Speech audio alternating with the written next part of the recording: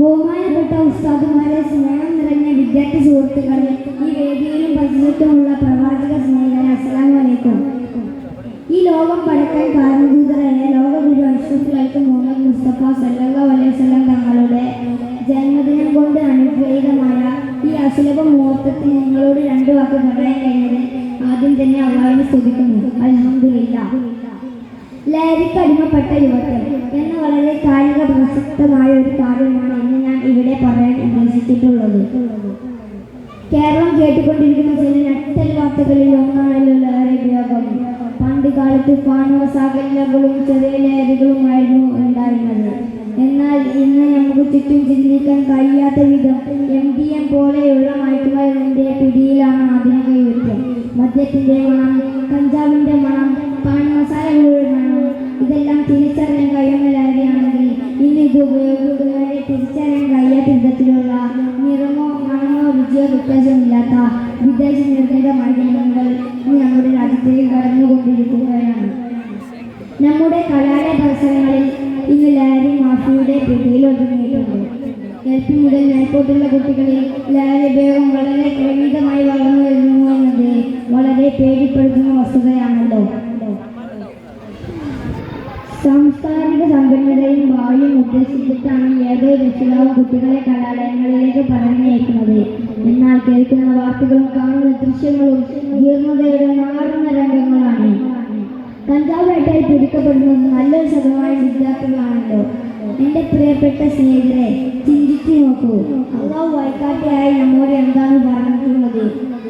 യാ അയ്യുഹല്ലദീന ആമനൂ ഇന്നമൽ അംറു വൽ മൈസറു വൽ അൻസാബു വൽ അസ്ലാമു റിജ്സും മിൻ അംരി ശയാത്തീനി ഫജ്തനിബൂ ലഅല്ലകും തുഫ്ലിഹൂൻ.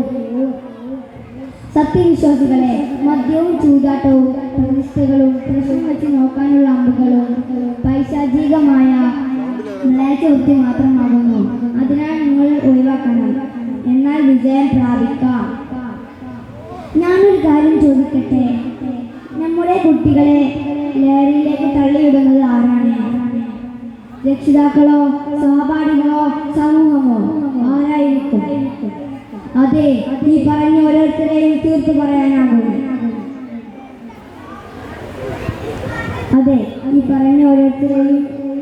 പറയാനാകും.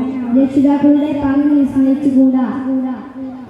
ചീത്ത കൂട്ടുകെട്ട് കാരണമാകുന്നുണ്ട്. സമൂഹത്തിന്റെ നിലപാടുകൾ കുട്ടികളെ ചീത്തയാക്കുന്നുണ്ട്. രക്ഷിതാക്കളുടെ അശ്രദ്ധ, അവരുടെ അതിരു കഴിഞ്ഞ ആത്മവിശ്വാസം, ഇതെല്ലാം കൗമാരക്കാരെ ലഹരിയുടെ അടിമകളാക്കി മാറ്റുന്നു. ലാ തശ്റബുൽ ഖംറ ഫഇന്നഹാ മിഫ്താഹു കുല്ലി ശർ. മദ്യത്തെ നിങ്ങൾ ഒഴിവാക്കണം, കാരണം എല്ലാ തിന്മകളുടെയും താക്കോലാണ് എന്ന് നമ്മുടെ മുത്തുനബി മുസ്തഫ സല്ലല്ലാഹു അലൈഹി വസല്ലം തങ്ങൾ നമ്മോട് പഠിപ്പിച്ചിട്ടുണ്ടല്ലോ.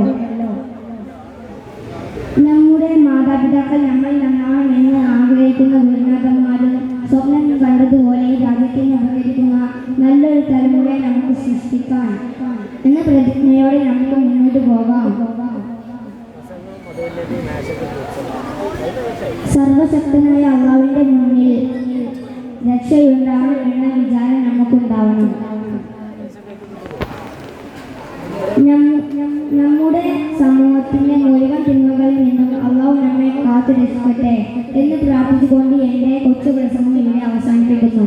അസ്സലാമു അലൈക്കും വറഹ്മത്തുള്ളാഹി തആല വബറകാതുഹു.